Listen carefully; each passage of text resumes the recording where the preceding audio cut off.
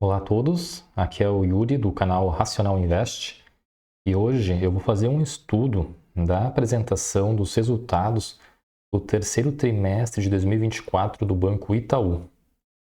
Só lembrando que isso aqui não é uma recomendação de compra ou venda, tá certo?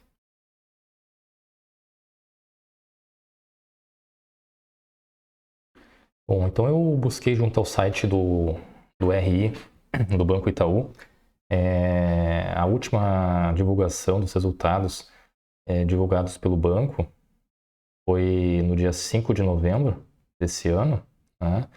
Para a gente fazer uma análise aí das informações, né, dos dados divulgados, dos resultados apresentados pela empresa referente ao terceiro trimestre de 2024.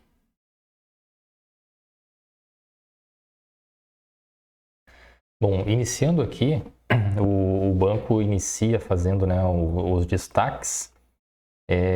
Então, dentre os principais destaques seriam, né, um resultado recorrente gerencial de 10,7 bilhões, um aumento de 6% na comparação entre o terceiro trimestre desse ano e o segundo trimestre também desse ano, e um crescimento de 19,4% na comparação ano a ano, né? Pegando o período do terceiro TRI desse ano e o terceiro TRI de 2023. Aqui eles colocam uma observação, né? Dizendo que esse resultado recorrente ele exclui o resultado da operação na Argentina no terceiro trimestre de 2023. Bom, em relação à carteira de crédito, então o banco está com uma carteira de 1 trilhão 278 bilhões, um aumento de 1,9% em relação ao trimestre anterior e um aumento de quase 10% em relação ao mesmo período do ano passado. A margem com clientes, também excluindo o resultado da operação na Argentina, a margem está em 27,5 bilhões, um aumento de 4,5% na comparação com o segundo trimestre desse ano e um aumento de 8,2% em relação ao mesmo período do ano passado. O ROI recorrente gerencial, também excluindo o resultado da operação na Argentina, o ROI consolidado ficou em 22,7% e no Brasil 23,8%. Então, na comparação trimestre a trimestre, houve um aumento de 0,3 e 0,2 pontos percentuais. E na comparação ano a ano, houve um aumento de 1,9 ponto percentual e um aumento de 1,8 ponto percentual também. O NPL consolidado é maior que 90 dias de 2,6%, uma diminuição de 0,1 ponto percentual na comparação com o segundo trimestre desse ano e uma redução de 0,4 pontos percentuais em relação ao mesmo período do ano passado. O NPL de 15 a 90 dias está em 2,2%, uma redução de 0,1 ponto percentual na comparação com o segundo trimestre desse ano e uma redução de 0,1 também na comparação anual. O NPL é um termo, né, em inglês utilizado para a questão relacionada aos pagamentos relacionado aos atrasos, né, da carteira de clientes. Então, de 15 a 90 dias, tecnicamente, nem poderia se dizer que seria atraso, né? Alguns bancos até nem contabilizam isso. O fator mais relevante para mim, no meu ponto de vista, seria o NPL superior a 90 dias. Né? A gente percebe aqui que houve uma redução tanto na comparação anual quanto na comparação trimestral. Né? Então, isso, ao meu ver, representa uma informação importante, né? Tendo em vista que outros bancos, por exemplo, a questão da inadimplência estão aumentando, né? A exemplo do Banco do Brasil. Enquanto o Banco Itaú, a gente observa aqui uma redução, né? O capital principal, 7,1, 3,7%, um aumento de 0,6 pontos percentuais na comparação com o segundo trimestre desse ano e o mesmo ponto percentual na comparação anual. Com a carteira de crédito, né? Pessoas físicas. Na comparação com o trimestre anterior, houve um aumento de 2,5%, passando de 418 para 428 bilhões. E na comparação com o mesmo período do ano passado, também houve um aumento de 5,1%. Em relação à variação do saldo médio, né, comparando setembro desse ano e junho desse ano, houve um aumento de 2,3%. Bom, aqui a gente observa daí, tem um detalhamento da carteira de crédito, né? Nas pessoas físicas, ele se divide na parte de cartão de crédito, crédito pessoal, crédito consignado, veículos e crédito imobiliário. Então a gente percebe aqui que em todos esses itens houve um aumento, né? Sendo o aumento mais representativo na parte de crédito imobiliário.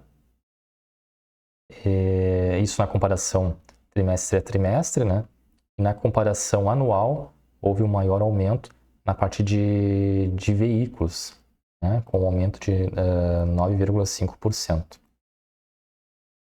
A carteira de crédito de micro, pequenas e médias empresas também aumentou 4,1% e 12,3% na comparação ano a ano, né? A partir de grandes empresas, houve um aumento um pouco mais tímido, né, na ordem de 0,7% na comparação trimestral e um aumento de 14,4% na comparação anual.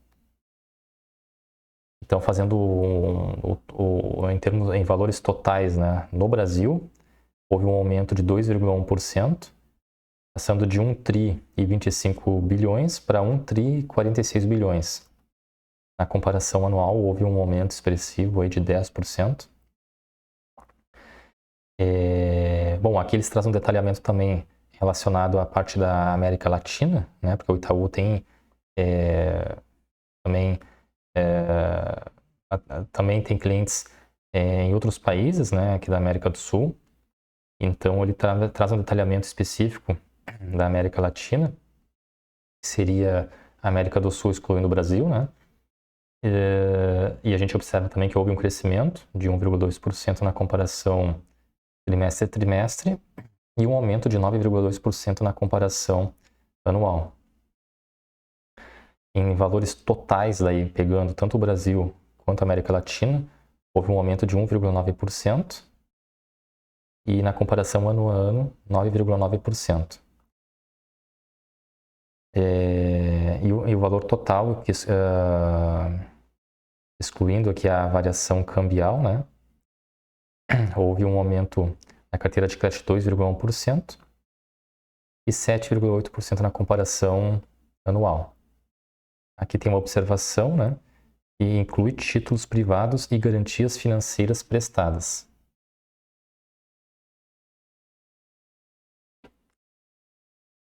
Bom, a margem financeira com clientes. Então, em termos de variação, pegando aqui segundo tri desse ano e o terceiro tri desse ano, houve um aumento, né, da margem de 1,2 bilhão, que representa 4,5%. E comparando com o terceiro trimestre do ano passado, né, tirando a Argentina, houve um aumento de 2,1 bilhão, né, um acréscimo de 8,2%. A gente tem também aqui a margem financeira na parte de capital de giro, capital de giro próprio e outros, né, no segundo tri. Aqui tem uma observação, fala que inclui o capital alocado às áreas de negócio, exceto tesouraria, além do capital de giro da corporação. Teve uma redução de 2,8 bilhões, né? Operações sensíveis a spread, a margem financeira ficou em 23,4 bilhões. Aliás, isso aqui no segundo tri, né? Então, vamos ver aqui. No segundo TRI, a margem financeira estava em 2,8 negativo e agora passou a ser 3,1 positivo, né? Então, uma informação, um dado relevante aqui. Na parte de operações sensíveis a spreads, saiu de 23,4 no segundo trimestre para 24,4 no terceiro TRI, também um aumento. O mix de produtos passou de menos 0,3. Aqui não diz, né? Aqui acho que é uma informação mais que não é contabilizada, pelo menos não foi detalhada aqui, pelo menos nessa apresentação, a questão a qual trimestre se refere. Mas compõe também a margem financeira o mix de produtos, o volume médio, spreads e margem de passivos, maior quantidade de dias corridos e América Latina e outros, né? Na parte de mix de produtos, teve uma mudança na composição dos ativos com risco de crédito entre períodos no Brasil. Na América Latina e outros, tem uma observação dizendo que a América Latina e outros considera operações estruturadas do atacado. Bom, a margem média anualizada consolidada, então trimestre a trimestre a gente consegue observar uma pequena oscilação para baixo, né, na margem com clientes. E na parte de margem com clientes ajustada ao risco, tem a gente observa aqui um pequeno aumento. Na margem média anualizada a nível Brasil, a gente observa uma redução na margem com clientes, mas um aumento da margem com clientes ajustada ao risco.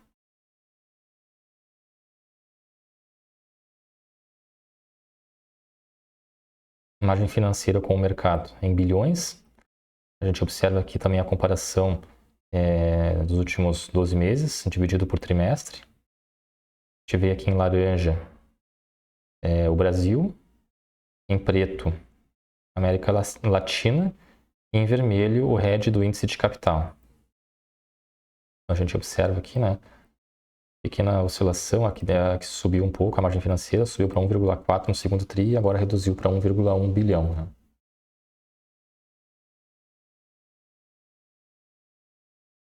Receita de serviços e resultado de seguros.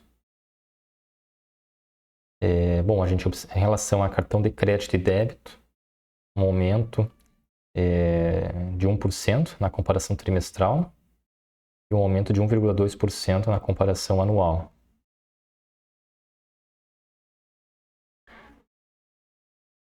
A parte de conta corrente, houve um leve aumento de 0,3%, mas na comparação anual houve uma redução de 4,3%. A administração de recursos, houve um aumento de 5,2% na comparação trimestral e um aumento de 16,9% na comparação anual. Aqui tem uma observação, né, que considera a receita de administração de fundos e de administração de consórcios. Então também tem, receita de serviços e resultado de seguros na parte de assessoria econômica, financeira e corretagem, operações de créditos e garantias prestadas, serviços de recebimento, outros e América Latina, tirando a Argentina. Essa parte aqui, então, que chama atenção, que aqui teve uma redução na comparação anual, né, de outros, de 10%. E na parte da Argentina aqui, teve um aumento de 24,3%. As receitas de serviços teve uma pequena oscilação para baixo, né, de aproximadamente 1%, mas na comparação anual houve um aumento de 5,3%.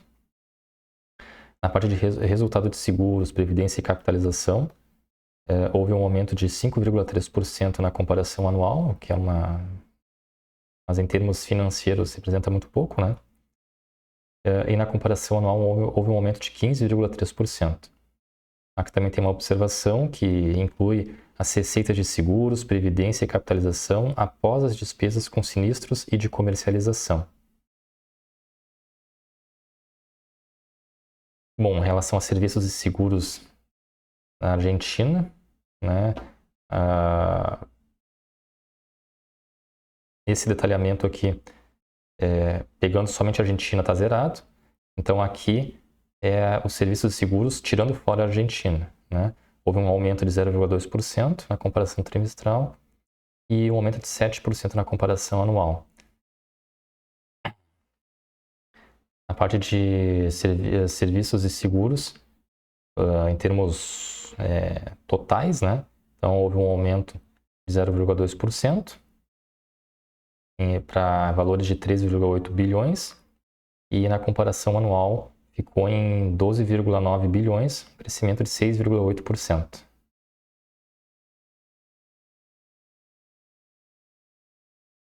Bom, no que se refere à qualidade do crédito, NPL 15 a 90 dias consolidado, a gente observa aqui que desde o período de 2019, né, até 2024, houve algumas oscilações na parte de atraso de entre 15 e 90 dias. No trimestre encerrado em setembro, houve uma redução em todos os aspectos, seja pessoas físicas e também, aliás, tanto na parte da América Latina, quanto no Brasil e no total, né? Então, em cinza aqui seria Brasil, 2,1%, e total, 2,2%, né? Então, a gente percebe que a América Latina aqui tem pesado negativamente, principalmente no trimestre anterior, né? Onde houve um aumento, em que pese teve uma redução no Brasil, né? Na inadimplência até 90 dias. E na questão da inadimplência acima de 90 dias, a gente observa aqui também uma pequena oscilação, mas para baixo, né? Teve o auge aqui em junho, no segundo e terceiro trimestre do ano passado, de 13,5%, agora está em 2,9%. Na América Latina também houve uma redução de 2019 para 2023, né? Pega o período de 5 anos. E aqui depois, de março do ano passado para cá, houve uma estabilização, né, em patamares de aproximadamente 1,4% na América Latina. Detalhamento a nível Brasil, aí sim, né, existe aqui uma estratificação entre pessoas físicas, micro, pequenas e médias empresas e grandes empresas. Então, no que tange as pessoas físicas, né, o índice de inadimplência reduziu para 3%, estando no menor patamar, pelo menos desde o primeiro trimestre do ano passado. A inadimplência também até 90 dias das micro, pequenas e médias empresas também teve uma redução para 1,5%. Também o menor patamar desde o primeiro trimestre do ano passado. E a parte de grandes empresas, índice de inadimplência na ordem de 0,2% também, bem próximo aí de zero, né? Em termos percentuais, representa valores pouco expressivos, né? Mas é interessante que o Banco Itaú costuma fazer essa estratificação, né, por categorias de porte de empresas e também pelas pessoas físicas, né? Na inadimplência acima de 90 dias, também houve uma redução na inadimplência para 4% para a pessoa física. Micro, pequenas e médias empresas deu uma leve oscilação para baixo, também positivo. E grandes empresas também em 0,02%, né, percentual irrisório aí. E aqui eles ainda destacam, né, impacto cessão de créditos de 0,01 ponto percentual. E tem uma observação aqui, né? E aqui fala, no terceiro trimestre de 2024, realizamos vendas de créditos com baixa probabilidade de recuperação para empresas não ligadas e sem retenção de riscos, que estariam ativos ao final de setembro de 2024 no valor de 209 milhões do segmento de grandes empresas. Então, eles detalharam essa informação nessa apresentação que eles elaboraram relativa ao terceiro TRI. Bom, a qualidade e custo do crédito. A gente observa uma redução. Aqui eles fazem uma pequena diferenciação, né, com uma observação aqui dizendo que esse percentual aqui de 2,8 ou 8,7 aqui no acumulado, se for colocada o impacto de crédito corporativo específico, que é um valor aí que acho que é provisionado especificamente para alguma empresa que possivelmente entrou em alguma espécie de recuperação judicial, possivelmente, né? Então eles fazem essa diferenciação porque é um valor representativo. Mas a gente observa aqui ano a ano, aliás, trimestre a trimestre, né? E está tendo uma tendência de redução, né? Desses indicadores. Eles trazem aqui também uma informação relativa à carteira renegociada. Também houve a gente observa aqui uma redução de 1%, né, nesse período de 5 anos da carteira renegociada. Aqui no custo do crédito tem uma observação, né, que eles colocaram aqui, ó, despesas de provisão para créditos de liquidação duvidosa, mais recuperação de créditos, mais impairment, mais descontos concedidos, tá, nesse detalhamento aqui.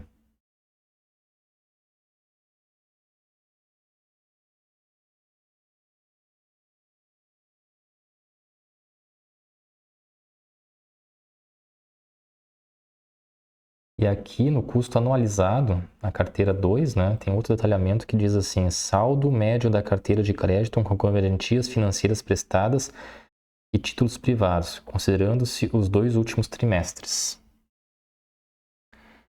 O índice de cobertura para a carteira de inadimplentes acima de 90 dias, né, a gente observa aqui houve um aumento do índice de cobertura nos últimos trimestres e atualmente está tendo uma redução. Então, em azul mais claro aqui, o Atacado Brasil. Em termos totais, então, né, 205% de índice de cobertura. Considerando essa observação que eles colocaram aqui, que é esse impacto de crédito corporativo específico, né, os valores já aumentam bastante, mas ainda assim com um bom índice de cobertura.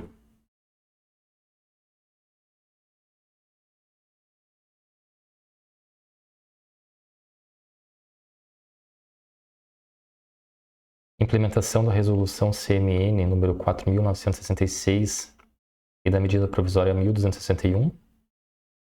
No que tange a resolução 4.966 do Conselho Monetário Nacional, o banco colocou essa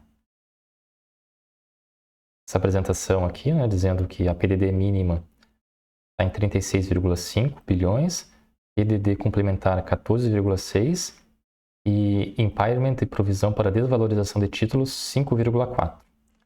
Totaliza 56,5 bilhões. Aqui eles dizem, né, que é um modelo de perda esperado em uso desde 2010. A resolução 4.966 reforçando o balanço desde a CP 60 de 2018. O modelo vigente já contempla provisões para TVM e resolução 4.966 não trará mudança de apetite de risco.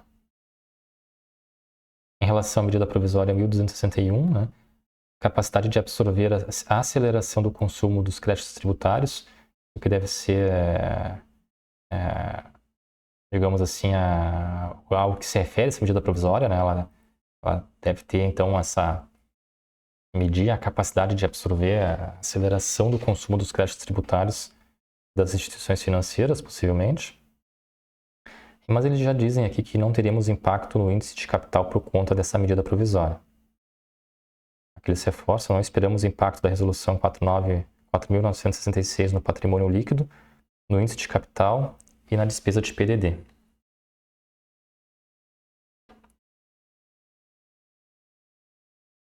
Despesas não decorrentes de juros.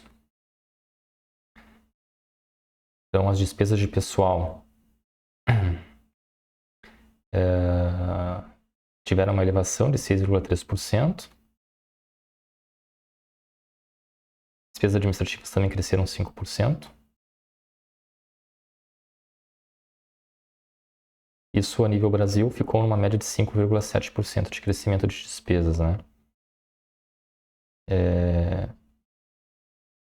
Em valores totais, ficou em 5,8% de crescimento das despesas.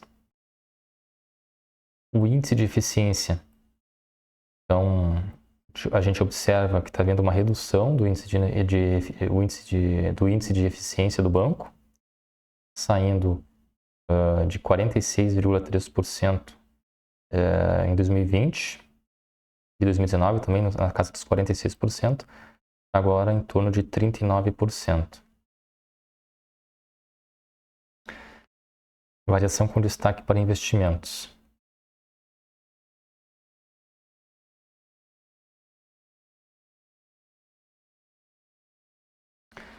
Aqui eles trouxeram algumas informações relacionadas aos valores dos 9 primeiros meses de 2023 com 9 primeiros meses de 2024.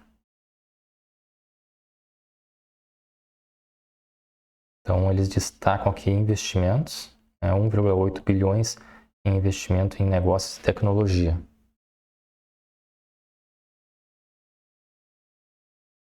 Aqui eles têm uma observação, mas eu não estou achando aqui ao que se refere essa observação. Considera despesas operacionais, despesas de provisão e outras despesas tributárias. Inclui IPTU, IPVA, IOF e outros. Não inclui PIS, COFINS e ISS. E aqui, despesas administrativas e outras. Ó. Então tá aqui essa informação referente a esse detalhamento aqui.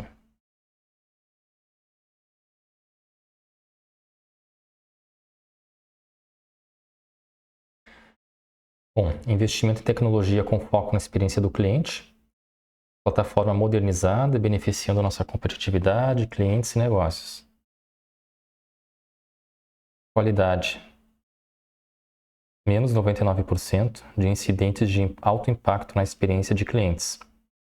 Isso comparando agora os 9 primeiros meses de 2024 com o mesmo período de 2018, né? Pegando um período de 6 anos para trás, então eles reduziram o índice de alto impacto em 99%.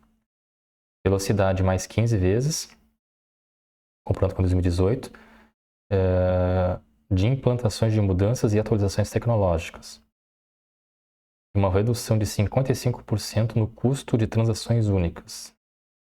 Também pegando como referência sempre 2018 aqui nessa demonstração. Né? Inteligência artificial, estratégia de crescimento orientada por dados.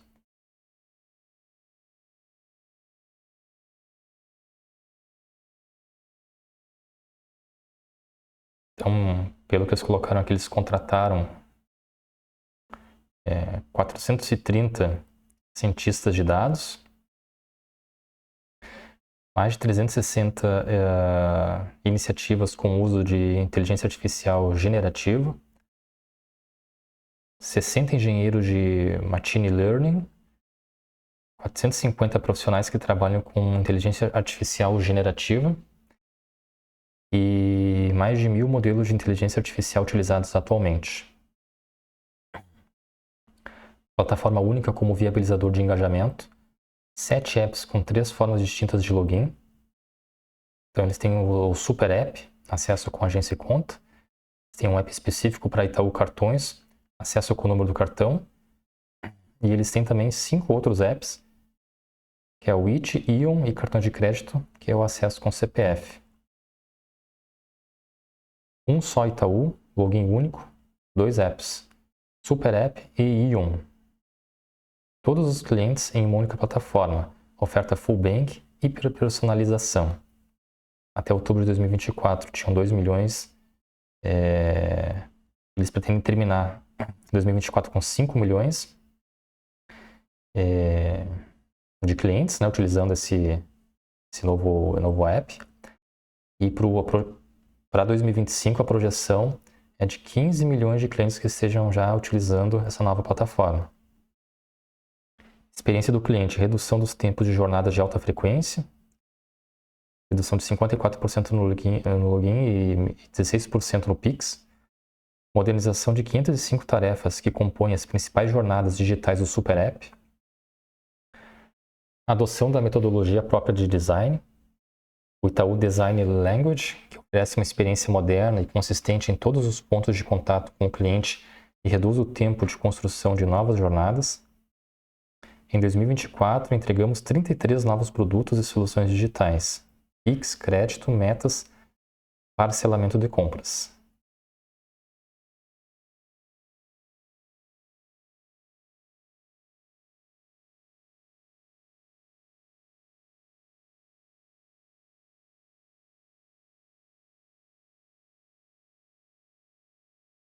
Com relação ao capital do banco, no segundo trimestre estava em 13,1%. E agora, em setembro de 2024, o capital principal, que estava em 13,1, encerrou com 13,7. E considerando o índice de capital nível 1, a T1, fica em 15,2%. Então aqui eles trazem um detalhamento, né, relacionado a ativos ponderados pelo risco. Excluindo a variação cambial do período, que foi considerada na coluna de ajustes prudenciais e patrimoniais junto com o RED do índice de capital. E 2, que é esse aqui, capital complementar nível 1 a T1. Capital complementar nível 1, T1 limitado a 1,5% conforme resolução do Conselho Monetário Nacional 4.958. Evolução da estratégia ESG. A evolução da estratégia de sustentabilidade foi estruturada em 3 pilares: finanças sustentáveis, diversidade, desenvolvimento e transição climática. Finanças sustentáveis. Foco em gerar oportunidades de negócios cada vez mais sustentáveis, com produtos e serviços verdes e socialmente responsáveis. O objetivo anterior era buscar 400 bilhões entre 2019 e 2025 para operações de crédito e financiamentos para o desenvolvimento sustentável.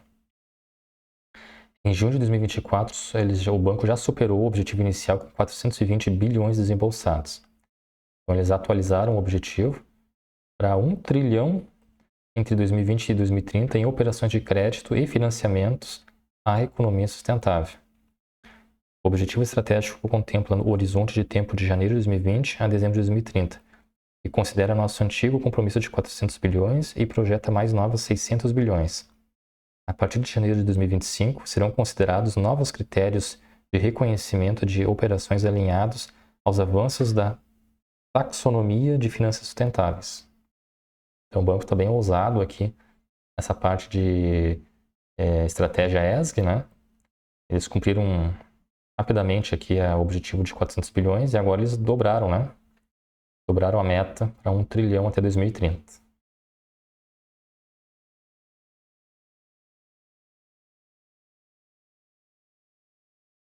Bom, aqui em relação ao guidance que foi divulgado no início do ano, a gente observa aqui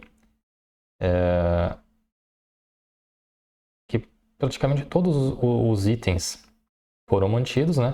Com exceção da carteira de crédito total, né?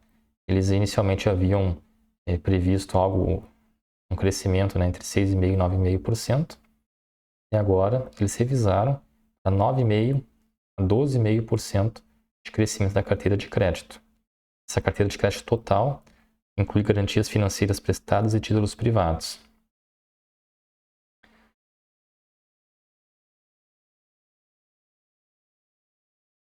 Aqui nessa lâmina, o que a gente observa também de informação relevante?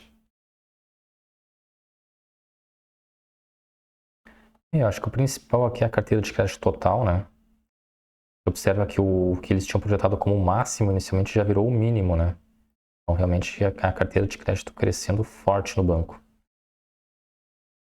O item 2, custo do crédito, composto pelo resultado de crédito de liquidação duvidosa, impairment e descontos concedidos. Item 3, receita de prestação de serviços e resultado de seguros. Receita de prestação de serviços mais resultado de operações de seguros, previdência e capitalização, menos despesas com sinistros, menos despesas de comercialização de seguros, previdência e capitalização. Evolução em base comparável. Considera ajuste pro forma em 2023 pela venda do Banco Itaú Argentina. O Banco Itaú Argentina foi vendido, né? Então, por isso que eles, pelo menos ao longo desse ano, então, eles estão fazendo esse destaque, né? Dos resultados, tirando o Banco Itaú Argentina da apresentação nas suas apresentações, né? Acredito que para 2025, então, já não venha mais esse destaque. E o item 5, despesas não decorrentes de juros. Custos core abaixo da inflação, calculado em relação às despesas do Brasil core.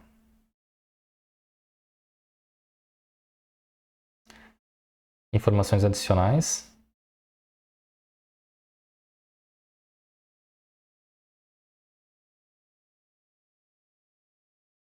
Bom, em relação aos resultados, então, do banco, neste ano de 2024, o que a gente pode observar aqui de maior destaque? Houve um crescimento aqui no produto bancário. O custo do crédito reduziu, que é importante também.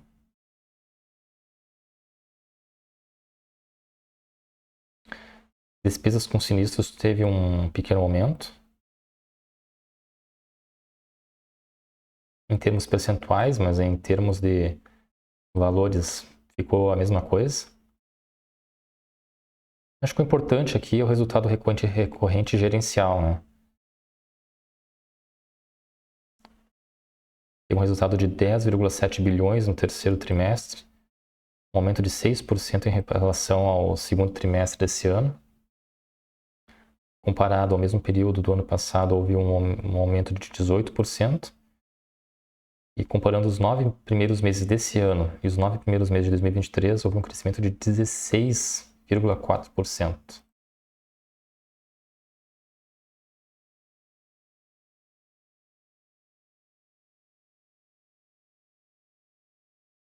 Modelo de negócios. Eles trazem aqui um detalhamento, né, do resultado. Então, no total, até o terceiro TRI desse ano, o resultado está em 30 bilhões. Maior parte como de resultado de serviços e seguros. Depois vem a parte do crédito.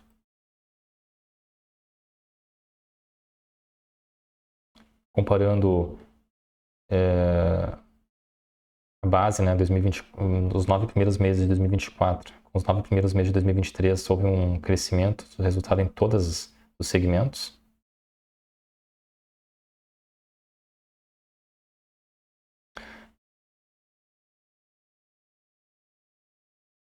Criação de valor, também houve um aumento. E o ROI recorrente gerencial também, né? A gente observa que houve também um crescimento na comparação com os 9 primeiros meses desse ano e os 9 primeiros meses de 2023. Houve um crescimento em todos os segmentos. E aqui, na parte de excesso de capital, houve uma redução, né? Aqui tem uma observação relacionada ao resultado de seguros. Resultado de seguros inclui as receitas de seguros, previdência e capitalização antes das despesas e com sinistros de comercialização.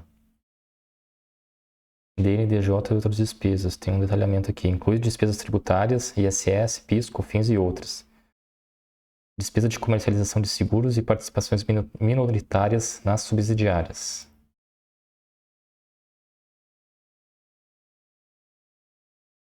Resultados. Demonstração de resultado 2023, excluindo o Banco Itaú Argentina.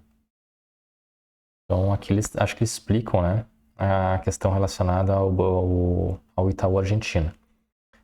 Com o objetivo de facilitar o entendimento das projeções para o ano de 2024, apresentamos abaixo as rubricas da demonstração de resultado trimestral e acumulada do ano de 2023, excluindo o resultado do Banco Itaú Argentina. Essas rubricas tiveram impacto relevante na operação na Argentina. Essa demonstração se faz necessária porque em agosto de 2023 celebramos um acordo para a venda da totalidade das ações do Banco Itaú Argentina. Em função dessa alienação, o balanço patrimonial consolidado do Itaú Unibanco, da data base de setembro de 2023, já não contou com os números do Banco Itaú Argentina, enquanto a demonstração de resultado do terceiro trimestre de 2023 levou em conta somente o resultado do mês de julho de 2023.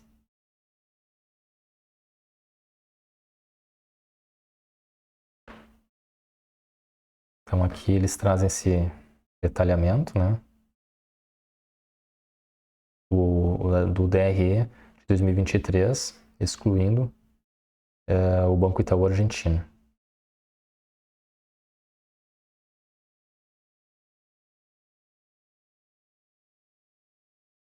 Bom, agora saindo da apresentação, né, pegando aqui os dados atuais do Banco Itaú, a cotação do banco fechou sexta-feira na casa dos R$ 30,76, uma variação de 3% nos últimos 12 meses. PL está em 7,73 e um PVP de 1,5. Dividend yield está em 7,79%. O Itaú, historicamente, sempre foi um bom pagador de dividendos, né? Mas o que eu observo aqui é que, atualmente, o banco está sendo negociado a múltiplos relativamente elevados. Eu, particularmente, não compraria as ações do Itaú neste momento. Esperaria esses múltiplos aqui darem uma reduzida, né? Principalmente o indicador do PVP, para ficar mais próximo do 1, e o PL também para ficar, de repente, próximo a algo em torno de 5, ou pelo menos inferior a 6, né? Antes de pensar em comprar as ações do banco. Atualmente, o Itaú é um excelente banco, né? É o maior banco do país. Tanto é que, historicamente, ele sempre costuma ser negociado a múltiplos acima de seus pares, né? Mas como eu tenho a estratégia de comprar boas ações, né? Ações de boas empresas a um preço barato, para depois vender ali na frente elas quando elas estiverem caras, né? Não faz parte da minha estratégia no momento comprar as ações do Itaú, em função de que elas estão realmente, ao meu ver, elas não estão a um preço atrativo. Claro que quem investe, né, focado na obtenção de proventos, dividendos e juros sobre capital próprio, né, é uma excelente escolha, mas no momento, como a minha fase é de acumulação de patrimônio, a melhor forma de acumular patrimônio é através da valorização das ações, né? Para a gente ter uma rentabilidade e poder viver, digamos, dos proventos oferecidos pelas empresas, a gente precisa ter um capital muito alto, né? Então isso não está no meu horizonte neste momento. Meu foco realmente é comprar barato e vender caro, mas em um período de pelo menos médio prazo.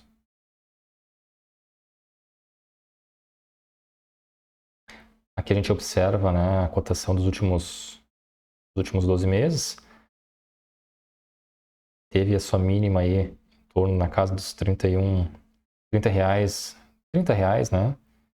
E a máxima na casa dos 36 reais. Recentemente, assim como de todos os bancos, né? Uma forte queda, em torno de mais de 10%, né? Nos últimos 3 meses.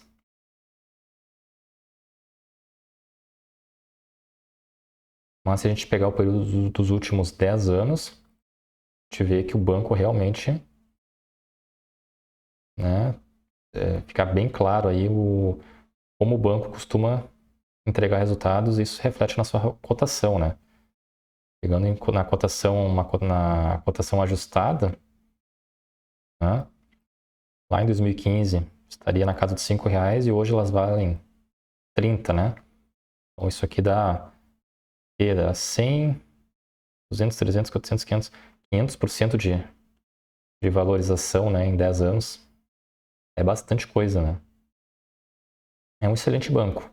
Mas, como eu disse, né, no momento, para mim, a estratégia de investimentos, que é a valorização das ações, comprar barato e vender caro, né? No momento, as ações do banco estão caras, né? Eu esperaria realmente a redução dos indicadores PVP para eu poder pensar em fazer uma compra desse banco atualmente. Bom, pessoal, então encerrando o vídeo de hoje, vocês viram que eu mudei a forma de fazer a apresentação do vídeo, né? Para esse formato mais falado, sem cortes, para ver como eu me desempenho. Eu, particularmente, me sinto melhor, mais à vontade, fazendo o vídeo desse formato do que em vídeos um pouco mais curtos, né? Espero que esse vídeo não tenha ficado muito longo. E a minha ideia é, pelo menos por um tempo, fazer uns vídeos nesse formato, né? Um formato em que a gente analisa, dá uma olhada nos resultados apresentados pelas empresas. Enfim, é como se fosse um grupo de estudos, né? A minha ideia aqui com esse canal é mostrar o diário, fazer uma espécie de diário do meu dia a dia de investimentos, eventualmente divulgar os resultados na minha carteira, né, que eu divulguei no primeiro vídeo do canal. A ideia é fazer um vídeo mensal da evolução da minha carteira e vídeos diários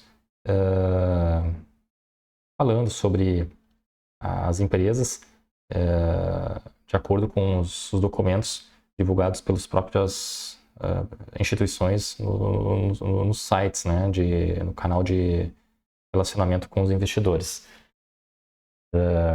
Então, a minha ideia é amanhã já trazer um outro vídeo nesse formato e vou pensar em outra empresa para a gente analisar juntos e ver como está a situação da empresa agora, né? Em relação ao Itaú, realmente é uma excelente empresa, né? O maior banco do país, historicamente sempre entregando resultados, boa pagadora de dividendos, né? Então é uma pena que nesse momento ela esteja sendo cotada a múltiplos relativamente elevados, né? Então, porque a gente vê, pelo menos na categoria de bancos, atualmente, diversos bancos com preços bem mais interessantes de compra, né? Então, por enquanto, não vou comprar as ações do Itaú. Vamos ver como é que em 2025, se esses preços continuarem corrigindo, a gente, quem sabe, não compra, né, as ações do Banco Itaú. Então, se você ficou até aqui, né, se inscreva no canal, curta e compartilhe o vídeo com os amigos, ative as notificações. Um grande abraço a todos e até o próximo vídeo.